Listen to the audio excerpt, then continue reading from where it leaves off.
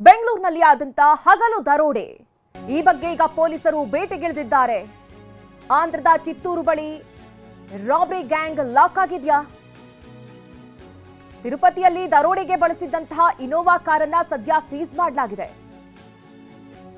Car ಪತ್ತೆ ಬೆನ್ನಲ್ಲೇ ಪೊಲೀಸರು ಇಬ್ಬರನ್ನ ವಶಕ್ಕೆ ಪಡೆದಿದ್ದಾರೆ ಅಂತಲೇ ಹೇಳಲಾಗ್ತಾ ಇದೆ. ಬಾಣಸವಾಡಿ ಕಲ್ಯಾಣ ನಗರದ ಇಬ್ಬರು ಸದ್ಯ ಸಿಸಿಬಿ ವಶದಲ್ಲಿದ್ದಾರೆ. ಸಿಸಿಟಿವಿ ಮೊಬೈಲ್ ಲೊಕೇಶನ್ ಆಧರಿಸಿ ಗ್ಯಾಂಗ್ ಲಾಕ್ ಮಾಡುವಂತಹ ಪ್ರಯತ್ನ ಪೊಲೀಸರಿಂದ ಆಗ್ತಾ ಇದೆ. ಹಿಂದಿ ಮಾತನಾಡಿ ದಾರಿ ತಪ್ಪಿಸೋ ಕೆಲಸವನ್ನ ಮಾಡ್ತಾ ಇತ್ತು ಈ ರಾಬರಿ ಗ್ಯಾಂಗ್. ನಂಬರ್ ಪ್ಲೇಟ್ ಬದಲಿಸಿ ಇನೋವಾ ಕಾರ್ನಲ್ಲಿ ಎಸ್ಕೇಪ್ ಆಗ್ತಾ ಇದ್ರು. ಈಗ ಸದ್ಯ ಪೊಲೀಸರು ತನಿಖೆಯನ್ನ ಕೈಗೊಂಡಿದ್ದಾರೆ. ಒಂದಷ್ಟು ಜನರನ್ನ ಈಗಾಗಲೇ ಅರೆಸ್ಟ್ ಮಾಡಿದ್ದಾರೆ, ಅಂದ್ರೆ ವಶಕ್ಕೆ ಪಡೆದಿದ್ದಾರೆ. ವಿಚಾರಣೆ ಕೂಡ ನಡೀತಾ ಇದೆ. ಈಗಾಗಲೇ ಈ ಒಂದು ದರೋಡೆಗೆ ಬಳಸಿದಂತಹ ಇನೋವಾ ಕಾರು ತಿರುಪತಿಯಲ್ಲಿ ಪತ್ತೆಯಾಗಿದೆ. ಪೊಲೀಸರಿಗೆ ದರೋಡೆಕೋರರ ಸುಳಿವು ಸಿಕ್ಕಿದೆ ಅನ್ನುವಂತಹ ಮಾಹಿತಿ. ಈ ಬಗ್ಗೆ ಚಾಮರಾಜನಗರದಲ್ಲಿ ಸಿಎಂ ಸಿದ್ದರಾಮಯ್ಯ ಹೇಳಿಕೆ ಕೊಟ್ಟಿದ್ದಾರೆ. ದರೋಡೆಕೋರರು ಕೃತ್ಯಕ್ಕೆ ಬಳಸಿದ್ದ ಕಾರು ಸದ್ಯ ಪತ್ತೆಯಾಗಿದೆ. ಪೊಲೀಸರು ತನಿಖೆ ಮಾಡ್ತಾ ಇದ್ದಾರೆ. ಚಾಮರಾಜನಗರದಲ್ಲಿ ಸಿಎಂ ಸಿದ್ದರಾಮಯ್ಯ ಅವರ ಹೇಳಿಕೆ ಇದು. ಬೆಂಗಳೂರಲ್ಲಿ ಬ್ಯಾಂಕ್ ದರೋಡೆ ಆಗಿದೆ ಸರ್. ಅದೇನ ಎಲ್ಲಿದ್ದಕ್ಕೆ 7 ಕೋಟಿ ದುಡ್ಡು ದರೋಡೆ ಆಗಿತ್ತು ಸರ್.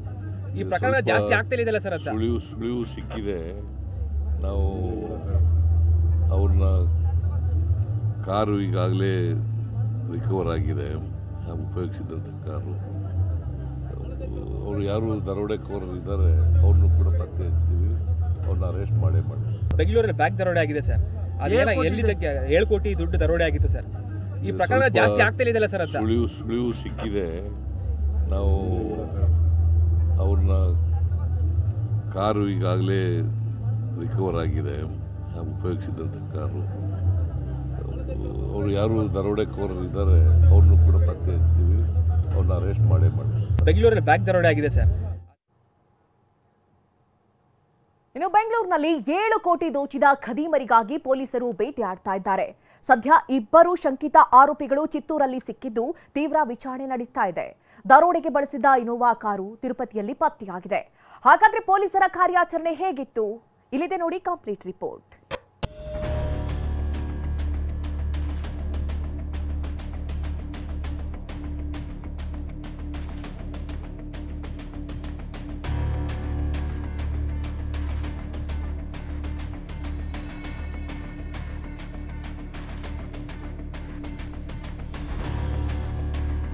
ಬೆಂಗಳೂರಿನ ಅತಿದೊಡ್ಡ ದರೋಡೆ ಪ್ರಕರಣ.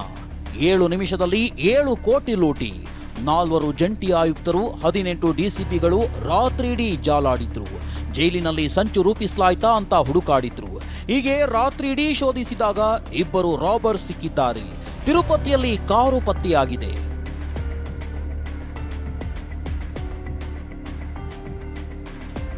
ಏಳು ಕೋಟಿ ದೋಚಿದ ದರೋಡೆಕೋರರ ಬೇಟೆಯಾಡ್ತಿದೆ ಖಾಕಿ. ಅಶೋಕ ಪಿಲ್ಲರ್ನಿಂದ ಭಟ್ಟರಹಳ್ಳಿಯವರೆಗೆ 100 ಸಿಸಿ ಕ್ಯಾಮೆರಾ ಪರಿಶೀಲನೆ. ಬೆಂಗಳೂರಿನಲ್ಲಿ ಹಣ ದೋಚಿ ತಿರುಪತಿಗೆ ಖದೀಮರು ಎಸ್ಕೇಪ್.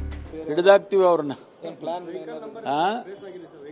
ಎಲ್ಲ ಹಿಡಿದಾಕ್ತಿವಿ ಅಂದ್ಮೇಲೆ ಇನ್ನೇನ್ರಿ, ಹಿಡಿದು ಹಾಕ್ತೀವಿ, ದರೋಡೆಕೋರರನ್ನ ಸೆರೆ ಹಿಡಿತೀವಿ ಎಂದಿರೋ ಪರಮೇಶ್ವರ್ ನಿನ್ನೆ ಹಿರಿಯ ಪೊಲೀಸ್ ಅಧಿಕಾರಿಗಳ ಸಭೆಯಲ್ಲಿ 24 ಗಂಟೆಯಲ್ಲಿ ದರೋಡೆಕೋರರನ್ನ ಸೆರೆ ಹಿಡಿಯುವಂತೆ ಸೂಚನೆ ನೀಡಿದ್ರು.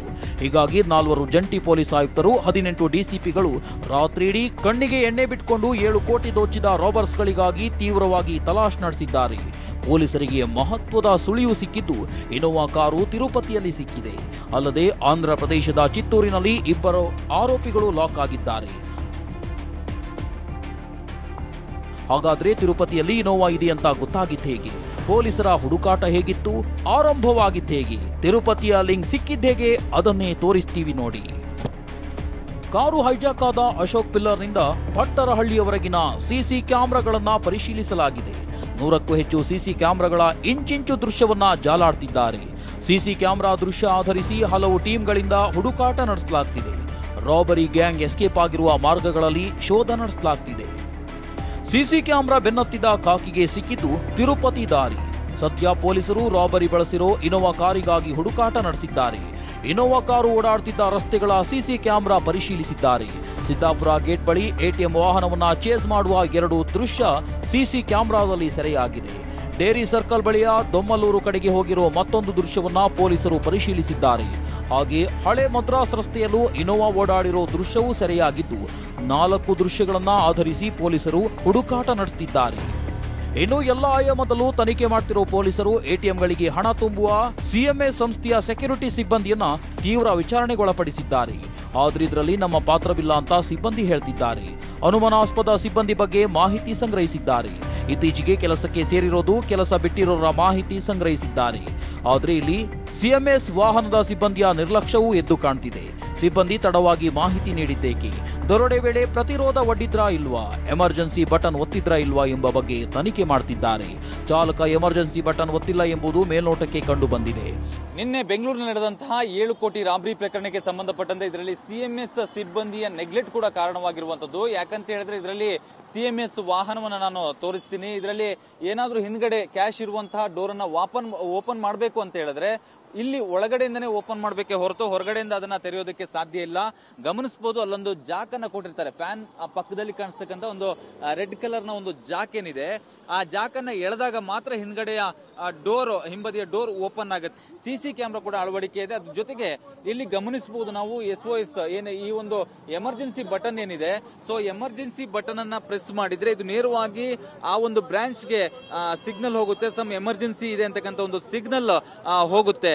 ಸೊ ಆ ಒಂದು ಕೆಲಸವನ್ನು ಕೂಡ ಚಾಲಕ ಮಾಡೋದಿಲ್ಲ. ಗನ್ ಪಾಯಿಂಟ್ ಇಟ್ರು ಅನ್ನೋ ಕಾರಣಕ್ಕೆ ಆತ ಎಲ್ಲವನ್ನ ನೆಗ್ಲೆಕ್ಟ್ ಮಾಡ್ತಾನೆ. ಪರಪ್ಪನ ಅಗ್ರಹಾರ ಜೈಲಿನಿಂದಲೇ ರಾಬರಿಗೆ ಸಂಚು ರೂಪಿಸಿರುವ ಅನುಮಾನವಿದ್ದು ಒಂದು ಟೀಮ್ ಜೈಲಿನಲ್ಲೇ ಪರಿಶೀಲನೆ ಮಾಡ್ತಿದೆ.